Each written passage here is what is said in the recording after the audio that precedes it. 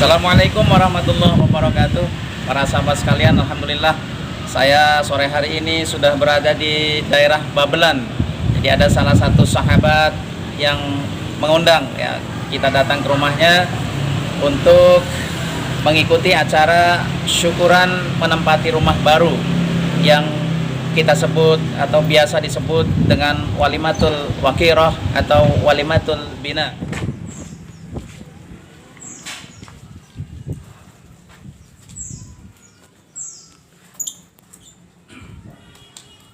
Alhamdulillah pada hari ini kita bisa berkumpul di kediaman kami dalam rangka yaitu syukuran atas ditempatinya rumah kami ini.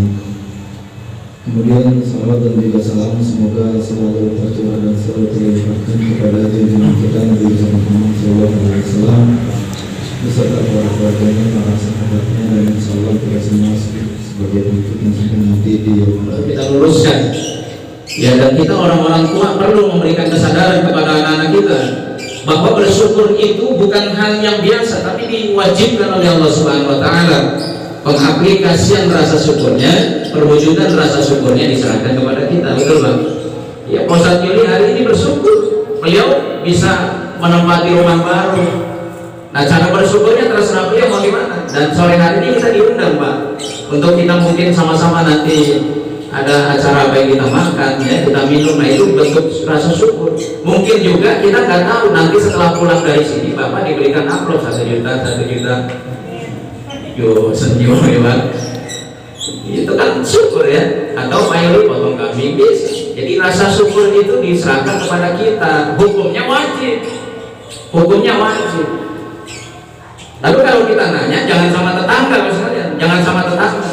Apa hukum syukuran rumah baru? Jangan tanya tetangga, tapi tanya kepada orang-orang yang mereka paham dalam bidangnya.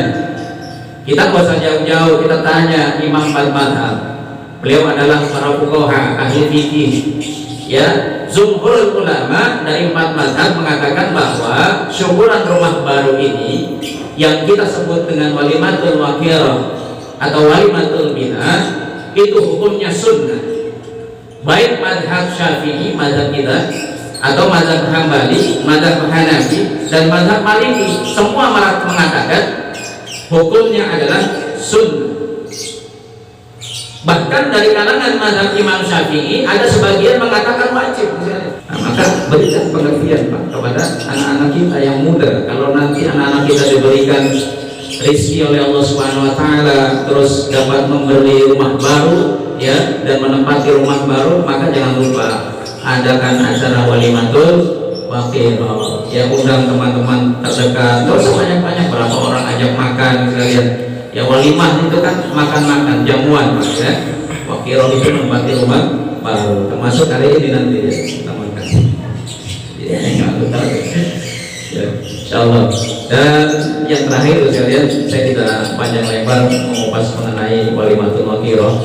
Mungkin ada beberapa yang harus kita perhatikan, nanti bisa disampaikan ke anak-anak kita yang insya Allah nanti Allah berikan rezeki berupa rumah. Ada adab ya, ada beberapa adab yang perlu kita perhatikan ketika kita menempati rumah baru sekalian. Yang pertama sekalian yaitu tentunya adalah bersyukur kepada Allah Subhanahu wa Ta'ala. La in syakartum la azidannakum wa la in kafartum inna 'adzabi lasyadid.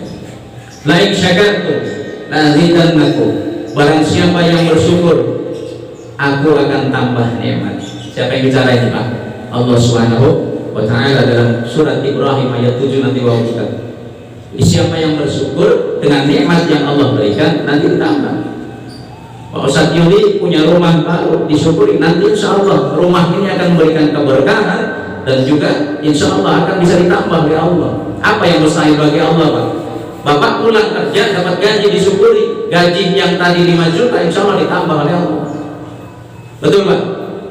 Bapak punya istri cantik, disyukuri Pak, disyukuri. Punya istri cantik soleha, disyukuri, nanti insya Allah tambah. Mau Pak? Ditambah istrinya mau? Tuh ibu-ibu mana? Ya. Jadi yang pertama bersyukur. Nah, kalau yang kedua sekalian, adab yang kedua adalah walimatul wakirah. Ini yang kita adakan yang sekarang ini adab menempati rumah baru yang kedua yang dianjurkan oleh para ulama. Hukumnya adalah sunnah. Sebagian ulama Syafi'i mengatakan wajib. Jadi tidak ada satupun dalil yang melarang ya acara seperti ini, tidak ada. Cari silakan, baik Quran maupun hadisnya cari, ada yang melarang. Jadi kalau tidak ada satupun yang melarang, jangan menetapkan kita hal itu terlarang, tak boleh. Hukum itu dari Allah dan Rasulullah Shallallahu Alaihi Wasallam. Jadi walimatul bina, walimatul akhirah yang kita adakan. Nah ini adab yang kedua. Lalu yang ketiga sekalian, adab yang ketiga adalah ketika kita masuk ke rumah, kita diminta oleh Allah Subhanahu wa taala untuk memberikan salam. Apakah rumah itu ada orangnya atau tidak? Bapak pergi bersama keluarga, kan sudah tahu rumah kosong, Pak. Tetap kalau kita masuk, awali dengan salam. Sekalipun di dalam rumah ini tidak ada orang. Ya sekalian, dan itu diminta oleh Allah Subhanahu wa taala dalam surat An-Nur ayat 61. Ya, diminta oleh Allah. Wa idza dakhaltum buyutan fasallimu, apabila engkau memasuki rumahmu maka fasallimu, maka berikanlah salam. Ya, anfusikum, kepada dirimu dan kepada orang lain. Tahiyatan min indillah, yaitu satu salam yang sudah diajarkan oleh Allah Subhanahu wa taala, yaitu assalamualaikum warahmatullahi wabarakatuh. Mubarakatan thayyibatan, maka salammu itu akan jadi berkah dan kebaikan untuk seisi rumah. Nah, itu perintah daripada Al-Quran Allah Subhanahu wa ta'ala. Dan Nabi juga ngajarin, ya bunayya, wahai anakku. Nabi berbicara kepada para sahabat, ya bunayya, idza dakhalta ala ahlika, apabila engkau masuk ke satu rumahmu, ya fasallim, maka berikanlah salam. Ya kun barakatan alaika wa ala ahli baitika, karena salam itu akan memberikan keberkahan kepada dirimu dan kepada ahli keluarga. Jadi salam itu mudah, Pak. Kadang-kadang kita anggap sepele. Masuk rumah main nyelonong aja, buka pintu nyelonong aja, mana kunci? Karena udah kebelet itu main tendang aja gitu ya. Nah, itu hendaknya salam. Kita disunahkan oleh Nabi untuk salam, karena salam itu nanti akan berikan keberkahan kepada kita dan kepada seisi rumah. Lalu selanjutnya saya yang terakhir adalah baca bismillah ketika kita akan menutup pintu. Baca bismillah. Tiap kali kita tutup pintu baca bismillah. Karena pintu yang ditutup dengan ucapan bismillah itu setan tidak akan bisa membukanya. Jadi kalau Bapak cuma nutup aja, setan bisa masuk. Setan itu teknologinya sudah canggih, Pak. Handphonenya bukan 3G lagi, bukan 4G lagi ya, udah canggih luar biasa. Ya, kalau kita masih di luar nyerangnya, kalau setan udah di dalam. Masuknya apa? Melalui aliran darah. Siapa manusia yang bisa masuk ke diri manusia yang lain lewat aliran darah? Kecuali setan, laknatullah alaih. Dan itu teknologi setan canggih. Nah, kalau rumah ditutup mudah bagi dia masuk. Maka jangan permudah setan masuk dengan kita tutup pintu, baca bismillah. Wa likulli abwab wazkurus Allah. Apabila engkau masuk rumah, tutup pintu dan zikir, sebut asma Allah Subhanahu wa taala. Fa inna syaitana la yaftahu baban mughlaqan. Karena setan itu tidak akan bisa buka pintu yang sudah ditutup dengan membaca bismillahirrahmanirrahim. Nah, jadi jangan lupa juga Raya ya. Nanti ini rumah Raya baru nih, sering-sering bacain surat Baqarah. Ya, sering-sering dibaca surat Al-Baqarah. Enggak rumah baru, rumah lama juga Bapak. Kalau ada mungkin ketidaksesuaian di dalam rumah tangga, sering ada masalah ya, tiba-tiba sering muncul keributan, nah itu berarti ada apa dengan rumah Bapak itu. Ini Pak De jagonya, beliau ahlinya ya. Itu perlu dicek, Pak. Kenapa itu? Mungkin ada masalah dalam rumah Bapak. Masalahnya bukan timbul dari manusia, karena memang di dalam rumah Bapak tidak ada siapa-siapa selain Bapak dan keluarga, tetapi mungkin timbul dari setan. Karena setan itu, Pak, sering menempati rumah-rumah kita dan ikut makan bersama kita. Jadi kalau Bapak masuk rumah tanpa mengucap salam, setan itu, Pak. Bapak makan tanpa membaca bismillah, setan ikut makan. Tapi ketika Bapak ingat belum baca bismillah ketika makan, setan langsung muntah. Maka siapin tempat sampah Pak kalau makan, kalau Bapak lupa itu, nanti setan muntah di situ. Ya, maka segera baca bismillah. Masuk gitu juga begitu. Ya, dia menempati rumah-rumahnya, tempat-tempat yang kosong di rumah kita. Ya, yakin gak rumah Bapak setan? Semua ada setan rumah kita. Cuma bagaimana kita mencikapi itu.